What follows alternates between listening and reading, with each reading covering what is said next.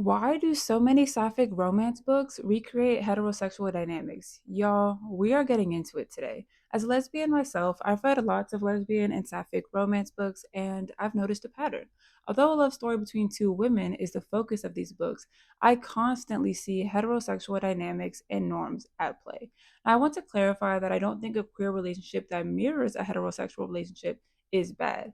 That's not the debate here, but rather, I want to look at this from a different lens and discuss questions like why in lesbian books is it extremely common to see two girls in a relationship acting as a straight couple?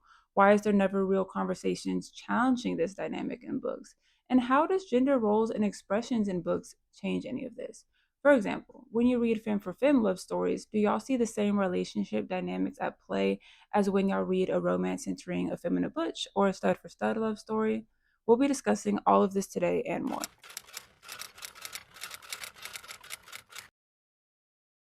But to open up the conversation as to why we see lesbian relationships in books recreate heterosexual dynamics, I think we need to look at real life first and how social norms and conditioning might be to blame for this phenomenon.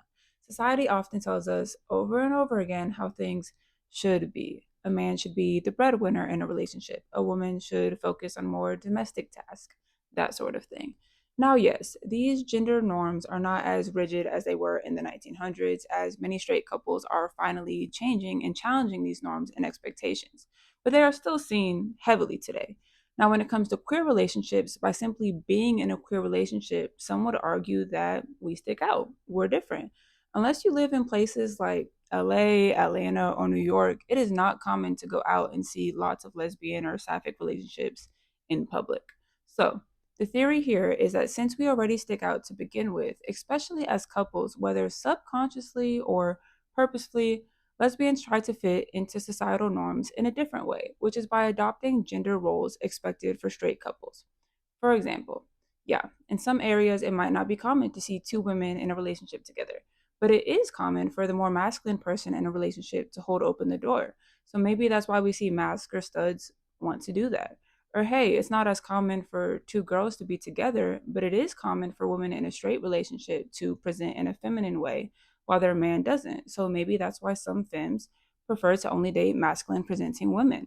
Now, this is not a one size fits all kind of thing, but it is interesting to think about how the desire to be seen as normal and fit into society could lead lesbian and sapphic relationships to adopt dynamics that are normally seen in straight couples, even when they don't actually mean to. I've personally seen society struggle to remove the heterosexual lens they see the world through. For example, when someone asks two femmes or two masks, who's the man in the relationship? This is just one example of how societal norms and expectations are put onto queer relationships, even when we didn't ask for it to be there. And ultimately, all of this real life experiences and expectations are likely influencing the authors who write our sapphic romances. And maybe that's why, at times, these romance books can feel like a straight love story instead of a queer one. Another factor that is very much at play here is how gender expression influences the dynamics in lesbian relationships. Now, gender is a social construct. It's the idea that girls should like the color pink and boys should like the color blue, or only boys should play contact sports, or only girls should have long hair. So, yeah, society has its norms and expectations. But if there is one thing on this earth that lesbian women love to do, it's to go against these norms, dyeing our hair bright colors, wearing masculine clothing, playing contact sports, cutting our hair short, and ultimately, these types of things, along with gender expression as a whole, leads to labels in the queer community, such as femme, butch, no label, stem, mass, stud. And the pairings I think we see most often in the book world is femme for femme and femme for mask or stud. Now, I read a bunch on my Kindle, but if I were to look at only my physical copies of sapphic romance books, I see a trend. Femme for femme again, and again, and again, and again. Now, I also see femme for stud again, and again. Obviously, this is just my observation, so y'all let me know which pairing y'all think is the most common in the book world. But all of this being said, I personally have seen more balance in relationship dynamics when it comes to two femmes in a book. I remember in one book specifically, I couldn't tell who was the more dominant one, and I found that pretty cool actually, because it's so common in these books, especially when it's a masculine presenting woman and a femme, to know how the dynamic is going to go.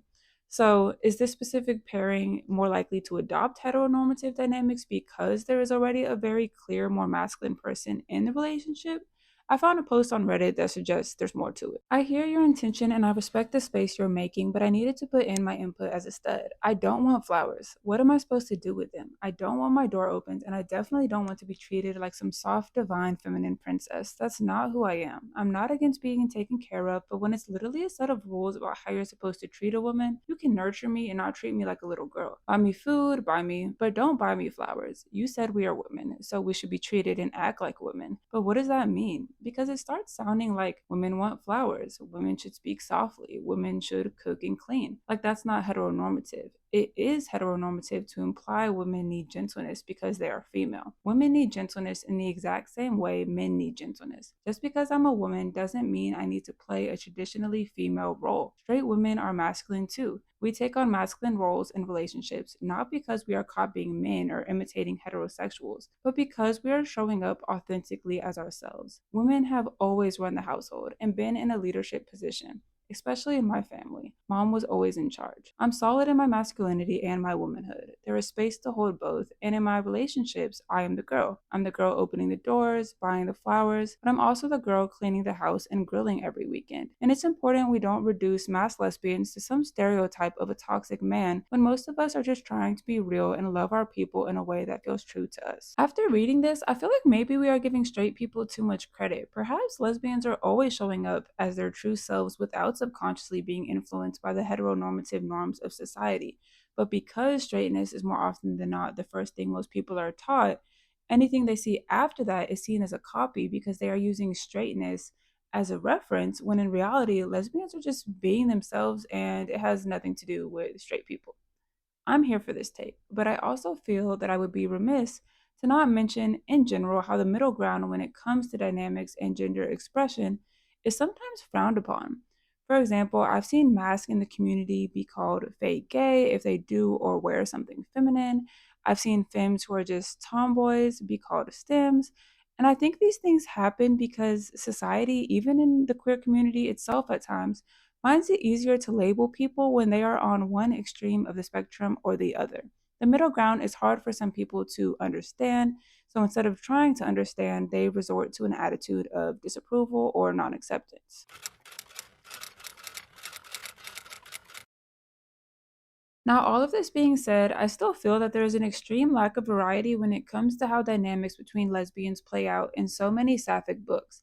Even after looking at several things that could explain why this phenomenon happens, it's still interesting that romance books are pieces of fiction and could choose to challenge the narrative that masks are the providers or that femmes are normally the more passive ones. These are just a few examples, but yet these books don't often challenge these norms. And maybe the argument is that there is not as big a market for it from a publishing standpoint. Or maybe there is, but at the least, it would be so cool to read a book where a real conversation is had, where they legit talk about how they prefer the balance in the relationship task wise to be, whether physical labor or emotional labor. I feel like so often it's just assumed or not discussed at all. But on the other hand, maybe we don't see these deeper talks in romance books because a lot of these sapphic romance books end when the couple finally gets together. So we don't normally get to see how stuff goes down once they have to coexist in the same space together. However, I am very curious to know if the very common dynamics we see between lesbians in romance books are also seen in sapphic fantasy romance books. I say this because fantasy is a genre literally built on pushing the boundaries of the real world. And so I wonder if that same mentality flows into every aspect of the story. I've only read a handful of fantasy books, so I haven't read enough to know. So if you're a big sapphic fantasy reader, please let me know your perspective on this in the comments. But ultimately, how do y'all feel? Do we give straight people too much credit? Are social and gender norms influencing our sapphic romance books? And do you feel that more books should branch out and give us other types of love stories? Or do you feel happy and represented with what we have now? Obviously, this discussion is nuanced, and there are definitely books out there that do stray from the norms, and there are books out there that don't. Regardless, I'm a lesbian who's probably going to be happy reading either. But if you're like me and enjoy sapphic books, you should check out these videos too.